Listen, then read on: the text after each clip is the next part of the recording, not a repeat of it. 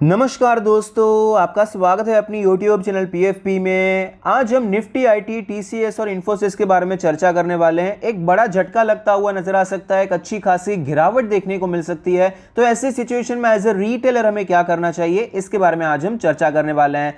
तो हम Nifty IT के चार्ट पर आ चुके हैं और यहां पर हमें पता चलता है पिछले कुछ महीनों से आपको 10% की रेंज में ट्रेडिंग होती हुई नजर आती है। और फिलहाल सिचुएशन के बारे में बात करें तो आप देख पाएंगे किस प्रकार से 29,000 के जोन से हमें गिरावट देखने को मिली। 4-5 दिन में आपको अच्छी खासी गिरावट देखने को मिली थी। 27,000 का लेवल देखने को मिला, 26,500 का लेवल देखने को मिला और उसके बाद आपको स्लोली फिलहाल रिकवरी होती हुई नजर आती है। ये जो गैप यहां पर क्रिएट हुआ था, अब तक ये गैप पूरा फिल भी नहीं हो पाया है। आधा अधूरा गैप फिल हो चुका है, पूरा गैप अभी तक फिल नहीं हुआ है। तो ऐसी सिचुएशन में जनरली चांसेस ये रहते हैं कि आपको फिर से एक सेल ऑफ देखने को मिल सकता है, क्योंकि यहां पर देखिए 4 दिन में मेजर गिरावट हो गई। रिकवरी को देखिए आपको 4 हफ्ते से भी ज्यादा हो चुका है, पूरी रिकवरी देखने को नहीं मिली है। ऐसा कहीं पर भी होता है तो पूरे चांसेस बने रहते हैं कि आपको वापस एक सेल ऑफ देखने को मिल सकता है। अभी ये सेल ऑफ कंटिन्यू रहेगा, नए लोज बनते हुए नजर आएंगे या फिर वापस रिकवरी हो जाएगी, ये बाद की बात है, लेकिन सेल ऑफ के चांसेस पूरे रहते हैं। और सेम उल्टी साइड में भी है, अगर आपको बहुत बड़ी रैली देखने को मिली और धीरे धीरे स्टॉक नीचे आता हुआ नजर आता है तो वापस आपको एक बड़ी तेजी देखने को मिल सकती है। और यहां पर देखिए निफ्टी आईटी में पहले भी ऐसा कुछ हुआ है, आपको एक शार्प सेल ऑफ देखने को मिला। रिकवरी देखिए कितनी स्लो आपको देखने को मिली थी, रिकवरी काफी ज्यादा स्लो हुई थी, उसके बाद आपको वापस एक सेल ऑफ देखने को मिला। तो यहां पर भी कुछ इसी प्रकार का होता हुआ नजर आ सकता है। वीकली चार्ट पे देखते हैं, वीकली चार्ट पे थोड़ा सा बेहतर तरीके से समझ में आएगा। वीकली चार्ट पे देखिए एक हफ्ते में एक बहुत ही बड़ा सेल ऑफ हुआ, लेकिन 5-6 हफ्ते से ये रिकवरी चल रही है। 29,000 से करके ये जो हाई का लेवल है 29,200 के आसपास रहेगा। तो ये जोन में कभी भी आपको एक सेल ऑफ देखने को मिल सकता है, एक झटका यहां पर दिखाई पड़ सकता है। उसके बाद सस्टेन होकर ऊपर जाता है तो अच्छी बात है, वरना आपको यहां पर गिरावट कंटिन्यू रहती हुई नजर आ सकती है। अब निफ्टी आईटी में जो मेन कंपोनेंट है वो तो इन्फोसिस और टीसीएस ही है। तो यहां पर भी आपको सेम पैटर्न देखने को मिल रहा है। तो ये दोनों स्टॉक में हमें किस प्रकार से काम करना चाहिए, इसके बारे में चर्चा करते हैं। सबसे पहले टीसीएस को डिस्कस कर लेते हैं। टीसीएस में आप देख पाएंगे आपको एक ट्रेंड लाइन चलती हुई नजर आती है। पूरे 2022 में ये trend line as a resistance देखने को मिली है। कई बार यहां से रेजिस्टेंस लेके स्टॉक नीचे आता हुआ नजर आया है। अभी इसके पास एक अच्छा मौका है, यहां पर आपको फिलहाल एक हॉरिजॉन्टल रेजिस्टेंस भी नजर आता है। यहां से आपको सेल ऑफ देखने को मिल सकता है। ये 3,200 से करके 3,250 का जो जोन है ये रेजिस्टेंस का एरिया है। ये गैप फिल हुआ था, जिस प्रकार से निफ्टी आईटी में डिस्कस किया उसी प्रकार से शार्प सेल ऑफ आया, स्लो रिकवरी हो रही है। तो यहां से आपको गिरावट देखने को मिल सकती है। तो अभी यहां पर ये काफी ज्यादा इंपॉर्टेंट समय है टीसीएस के लिए, इनफैक्ट पूरे आईटी सेक्टर के लिए। अगर रिकवर करना है तो यहां से आपको रिकवरी देखने को मिलनी चाहिए, या फिर और भी ज्यादा नेक्स्ट सेट ऑफ गिरावट आपको पूरे सेक्टर में देखने को मिल सकती है। उसमें भी फिलहाल ये जो टीसीएस है सेम पैटर्न आपको दिखाई पड़ता है। विप्रो में तो ऑलरेडी गिरावट ही चल रही है। यहां पर देखिए अगर इसको रिकवर करना है तो इस प्रकार से ये सस्टेन कर जाएगा, 3,000 के नीचे नहीं जाएगा और यहां पर आपको एक ब्रेकआउट देखने को मिलेगा। लेकिन अगर ये सस्टेन नहीं करेगा तो स्टॉक वापस आपको नीचे आता हुआ नजर आ सकता है और नए लोज बनाता हुआ नजर आ सकता है। वीकली चार्ट पर देखिए, वीकली चार्ट पर क्लियरली आपको सिचुएशन इतनी अच्छी नजर नहीं आती है। स्टॉक में गिरावट देखने को मिली, रिकवरी स्लो हो रही है।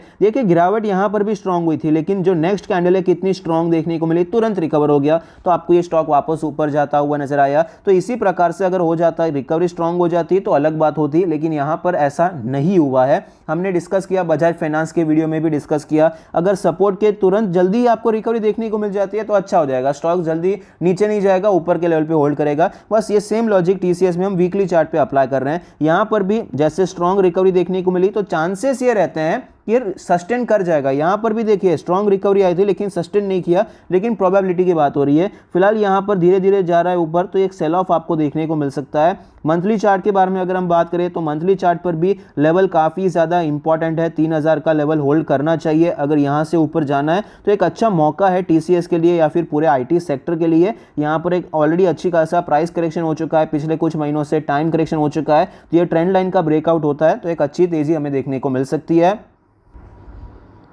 तो इसीलिए हम दोनों तरफ की तैयारी रखते हैं कि भाई यहाँ पर तेज़ी कैसे होगी, मंदी कैसे होगी, दोनों ही तैयारी हम रखे हैं। तो यहाँ पर अगर शॉर्ट टर्म के लिए काम करना है, फिलहाल के लिए तो ऑफकोर्स अवॉइड ही करना है, शॉर्ट टर्म के लिए तेज़ी नहीं खेलनी है, मंदी की अपॉर्चुनिटी हमें ढूंढनी चाहिए। 3100 3000 ये सारे लेवल्स को एज ए टारगेट हम यहाँ पर रख सकते हैं। और अगर हम बात करते हैं मिड टर्म के बारे में, तो भी ऑलरेडी हमने डिस्कस किया है टीसीएस इन्फोसिस में दोनों में कि किस प्रकार से एक अच्छे लेवल पे है, तुम यहाँ पर शुरू कर सकते हैं खरीदारी करना, लेकिन फुल क्वांटिटी में नहीं है, थोड़ी क्वांटिटी में खरीदारी कर सकते हैं। तो यहाँ पर अगर ये ब्रेकआउट हो जाता है तो हम अपनी क्वांटिटी यहाँ पर बढ़ाने वाले हैं, और अगर गिरावट देखने को मिलती है तो जो छोटी क्वांटिटी में हमने खरीदारी की है उसका स्टॉप लॉस सेट हो जाएगा और वहां पर हम एग्जिट कर देंगे। तो अगर अभी आप खरीदारी के बारे में सोच रहे हैं, टीसीएस इन्फोसिस या आईटी सेक्टर में किसी पर्टिकुलर स्टॉक में खरीदारी करने के बारे में सोच रहे हैं, तो फिलहाल थोड़ा सा वेट करना चाहिए। अभी एक डिसाइडिंग स्टेज पे टीसीएस इन्फोसिस आपको नजर आता है, वेट कीजिए। यहां पर अगर ये गिरावट करके ऊपर चला जाता है तो आपको एक बड़ी रैली देखने को मिल सकती है, लेकिन अगर ये होल्ड नहीं करता है, वापस नीचे आता है,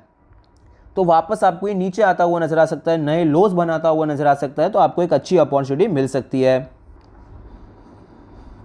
अब इन्फोसिस के बारे में चर्चा करते हैं। इन्फोसिस में आप देख पाएंगे 1900 के लेवल से गिरावट हुई है, 1400 पर अच्छा खासा सपोर्ट लिया है, इसके नीचे चला गया था लेकिन रिकवरी वापस आपको देखने को मिली है। सेम पैटर्न आपको यहां पर भी नजर आता है, जो गिरावट होनी थी 4 दिन में हो गई, उसके बाद रिकवरी को बहुत टाइम लग रहा है और अभी ऑलमोस्ट उसी स्टेज पे पहुंच चुका है। 1550 के रेजिस्टेंस एरिया पे आपको ये पहुंचता हुआ नजर आता है। वीकली चार्ट पे भी आपको सेम पैटर्न देखने को मिल रहा है, गिरावट तेज हुई है, स्लो रिकवरी हो रही है, और लास्ट कैंडल जो हो रही है, 2 कैंडल भी आपको छोटी देखने को मिली है, मतलब मोमेंटम आपको थोड़ा सा स्लो होता हुआ नजर आया है। यहां पर तो मोमेंटम ऑफ कोर्स बहुत स्ट्रांग था, लेकिन यहां पर भी 3 कैंडल में फिर भी ठीक ठाक मोमेंटम था। लास्ट 2 कैंडल का मोमेंटम काफी ज्यादा कम हो चुका है, तो अभी आपको एक स्ट्रांग मोमेंटम देखने को मिल सकता है। यहां पर एक सेल ऑफ आपको देखने को मिल सकता है। वैसे भी कहीं पर भी आप देखेंगे, कौन से भी स्टॉक में आप देखेंगे, जनरली मैं बात कर रहा हूं, कौन सा भी स्टॉक उठा अगर आप बोलेंगे आप गलत है, ये नहीं चलेगा भाई। यहां पर जनरली क्या होता है, अगर 4-5 कैंडल्स एक ही कलर की बनती है, मतलब कंटिन्यूअस गिरावट हो रही है, तो उसके बाद आपको रिकवरी देखने को मिलती है। अगर कंटिन्यूअस तेजी चल रही है तो वहां पर आपको गिरावट देखने को मिलती है। ये जो थियरी है, ये ब्लू चिप से ब्लू चिप स्टॉक में या फिर लिक्विड से लिक्विड स्टॉक में ज्यादा काम करता है। एकदम कोई स्मॉल कैप शेयर अगर आप उठा लेंगे तो वहां पर तो कंटिन्यूअस गिरावट भी हो सकती है और कंटिन्यूअस तेजी भी आपको देखने को मिल सकती है। तो यहां पर इन्फोसिस तो ब्लू चिप स्टॉक है, लिक्विड स्टॉक है, तो यहां पर पूरे चांसेस हैं कि कंटिन्यूअसली ऊपर जा रहा है। तो अभी थोड़ा सा आपको यहां पर ये रेस्ट करता हुआ नजर आ सकता है, गिरावट यहां पर देखने को मिल सकती है। तो इन्फोसिस में हमारा एक्शन प्लान क्या होना चाहिए, शॉर्ट टर्म के लिए काम करना है तो यहां पर भी मंदी के बारे में ही ज्यादा सोचना चाहिए, लेकिन अगर आप मंदी करना चाहते हैं तो टीसीएस को ज्यादा प्रेफर कीजिए। रीजन क्या है, इन्फोसिस टेक्निकली तो स्ट्रांग चल ही रहा है, साथ में इसका बायबैक भी है, तो नीचे के लेवल से कंपनी भी बाइंग करेगी, और कंपनी बाइंग करेगी ये सोचकर हम सब भी बाइंग करेंगे। तो इन्फोसिस में मंदी कम प्रेफर कीजिए, टीसीएस में आप थोड़ा ज्यादा करेंगे तो वो चलेगा। ये इस प्रकार से आप ध्यान रख सकते हैं। पोजिशनल ट्रेड के बारे में बात करें और तेजी खेलने के बारे में बात करें तो इन्फोसिस में थोड़ा सा आप ज्यादा ध्यान देंगे तो अच्छा रहेगा। रीजन मैंने आपको ऑलरेडी बताया, बायबैक चल रहा है। तो प्लान ये रहेगा कि भाई शॉर्ट टर्म के लिए तो वीक है, नो डाउट यहां पर गिरावट के पूरे चांसेस हैं। खरीदारी करने के लिए रिस्क रिवॉर्ड रेशियो अच्छा नहीं है, और टेक्निकली कोई सेंस नहीं बनता है कि रेजिस्टेंस पर हम खरीदारी करें, रेजिस्टेंस के ऊपर हम खरीदारी करते हैं या फिर सपोर्ट पर हम खरीदारी करते हैं। तो हमारा एक्शन प्लान ये रहेगा, अगर यहां से आपको रिकवरी देखने को मिलती है, अभी तो ये 1525 से करके 1550 के जोन में चल रहा है, अगर 1450 के आसपास यहां पर भी एक गैप क्रिएट हुआ है, ये लेवल के आसपास, ये जोन में अगर हमें बाइंग इमर्ज होती हुई नजर आती है तो हम यहां पर अपनी क्वांटिटी ऐड करेंगे, जो कि हमने पोजिशनल ट्रेड डिस्कस किया था। थोड़ी क्वांटिटी, अभी भी फुल क्वांटिटी यहां पर एंटर नहीं होना है, थोड़ी क्वांटिटी हम ऐड कर देंगे, और अगर ये स्टॉक सस्टेन कर जाता है, 1550 के ऊपर निकल जाता है, फुल क्वांटिटी में हम यहां पर काम कर सकते हैं, क्योंकि उसके बाद स्टॉक रुकेगा उसके चांस बहुत ही कम है, क्योंकि फिर ये सारे लेवल्स टेस्ट हो जाएंगे। ऑलरेडी यहां से स्टॉक कितनी बार गिर चुका होगा, और फिर ये निकल जाता है तो स्टॉक आपको सीधा 1700 1800 ये सारे लेवल्स तक जाता हुआ नजर आ सकता है। मैं आपको कोई सपने दिखाने की कोशिश नहीं कर रहा हूं, मैंने दोनों साइड की बात की है।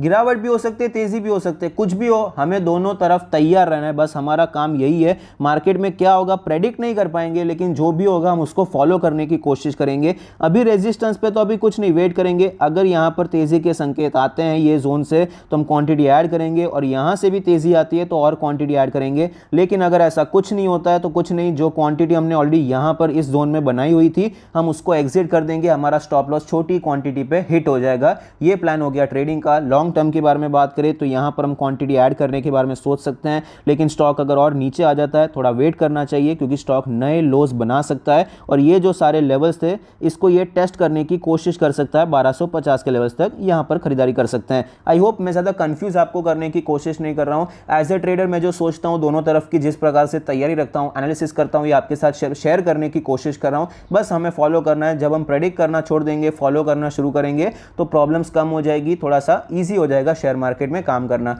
आई होप आपकी वीडियो पसंद आता है, कुछ सीखने को मिलता है। Thank you, stay happy, happy investing.